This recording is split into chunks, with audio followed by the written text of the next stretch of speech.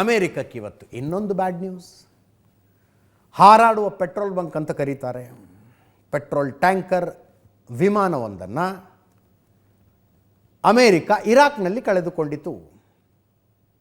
KC-135 ಅಂತ ಇದೇ ವಿಮಾನ, ಹಳೆ ಮಾಡೆಲ್ ಇದು, ಬೋಯಿಂಗ್ನವ್ರು ಮಾಡೋದು. ದೊಡ್ಡ ವಿಮಾನ, ಆಕಾಶದಲ್ಲಿ ಹೆಚ್ಚು ಕಡಿಮೆ ಒಂದು 9,000 kg ಅಂತ ಹೇಳ್ತಾರೆ. ಅಷ್ಟು ಜೆಟ್ ಫ್ಯೂಯಲನ್ನು ತುಂಬಿಕೊಂಡು 90,718 kg 90,718 kg ಜೆಟ್ ಫ್ಯೂಯಲನ್ನು ತುಂಬಿಕೊಂಡು ಆಕಾಶದಲ್ಲಿ ಹಾರಾಡ್ತಾ ಇರುತ್ತೆ.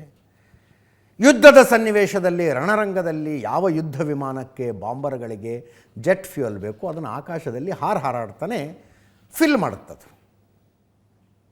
ಆಯಿಲ್ ಟ್ಯಾಂಕರ್ ಅದನ್ನು ಅಮೇರಿಕ ಕಳೆದುಕೊಂಡಿತು ಅಂದರೆ ಎಲ್ಲೋ ನಾಪತ್ತೆ ಆಯ್ತಂತಲ್ಲ, ಪತನ ಆಗಿದೆ. ಅದು ಪತನ ಅಂತ ಯಾಕೆ ಹೇಳ್ತಿದ್ದೀನಿ ಅಂದರೆ, ಇರಾನ್ನವ್ರು ಹೇಳ್ತಾ ಇದ್ದಾರೆ ನಾವು ಹೊಡೆದಿದ್ದೀವಿ ಅಂತ, ಅಮೇರಿಕದವ್ರು ಹೇಳ್ತಾ ಇದ್ದಾರೆ ಇಲ್ಲ ಅದು ಆಕ್ಸಿಡೆಂಟು ಅಂತ ಅಮೇರಿಕದವ್ರು ಹೇಳ್ತಾ ಇದ್ದಾರೆ. KC-135 ತೈಲ ಪೂರೈಕೆ ವಿಮಾನ ಎಪಿಕ್ ಫ್ಯೂರಿ ಆಪರೇಷನ್ ಏನು ಅಮೇರಿಕ ಇರಾನ್ ಮೇಲೆ ಆರಂಭಿಸಿದೆ, ಇದರಲ್ಲಿ 4ನೇ ವಿಮಾನ ನಷ್ಟ.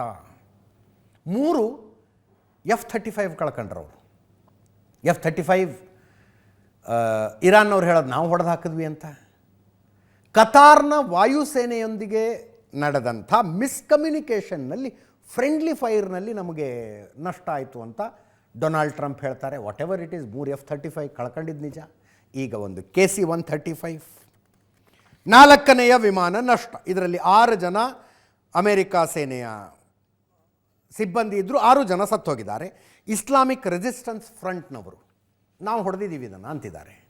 ಇಸ್ಲಾಮಿಕ್ ರೆಸಿಸ್ಟೆನ್ಸ್ ಫ್ರಂಟ್ ಇರಾಕ್ನಲ್ಲಿರುವ ಒಂದು ಭಯೋತ್ಪಾದಕ ಸಂಘಟನೆ. ಆ ಭಯೋತ್ಪಾದಕ ಸಂಘಟನೆಯನ್ನು ಇರಾನೇ ಸಾಕ್ತಾ ಇರೋದು. ಇಸ್ಲಾಮಿಕ್ ರೆಸಿಸ್ಟೆನ್ಸ್ ಫ್ರಂಟ್ ಹೆಂಗೆ ಹೊಡೆದ್ರಿ ಅಂತ ಕೇಳಿದ್ರೆ, ಕೆಳಗಡೆಯಿಂದ ಗುಂಡು ಹಾರಿಸಿದ್ವಿ ಅದು ಬಿದ್ದು ಬಿಡ್ತು ಅಂತಾರೆ. ಕೆಳಗಡೆಯಿಂದ ಗುಂಡು ಹಾರಿಸಿದಾಗ ಅದು ಬಿತ್ತು ಅಂತಾರೆ. ನಂಬೋದು ಬಿಡೋದು ನಿಮಗೆ ಬಿಟ್ಟಿತ್ತು.